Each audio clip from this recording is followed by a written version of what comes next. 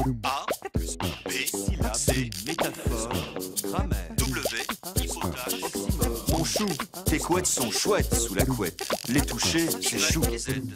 Bonjour professeur, Bonjour Marie. voici un courriel envoyé par Ibrahima du Sénégal. Il voudrait simplement connaître l'origine du mot sillage et savoir s'il y a un lien avec sillon. Sinon, dites-nous professeur. Chère Marie, le lien est étroit. Il suffit de creuser un peu.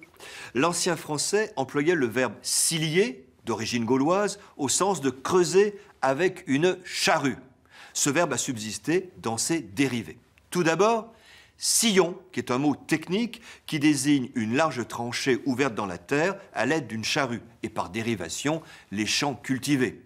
Qu'un sang qu'impur abreuve nos sillons, c'est-à-dire nos champs, notre campagne.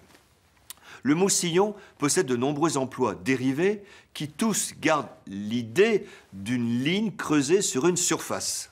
Par exemple, en géologie, le sillon rhodanien. En anatomie, les sillons du cerveau. Et dans un audiovisuel désormais dépassé, vous êtes trop jeune, Marie, pour avoir enregistré des micro-sillons 45 ou 33 tours. L'idée de gravure se retrouve dans l'autre dérivé, le sillage. Celui-ci signifie au sens propre la marque que laisse derrière lui un navire sur la mer, son sillage. Mais par dérivation, le mot désigne n'importe quelle trace, le sillage d'un parfum, l'odeur que laisse derrière elle une personne parfumée qui passe, le sillage des étoiles, la trace qu'elles ont laissée dans le ciel. On comprend l'expression se mettre dans le sillage de quelqu'un, suivre son exemple avec application.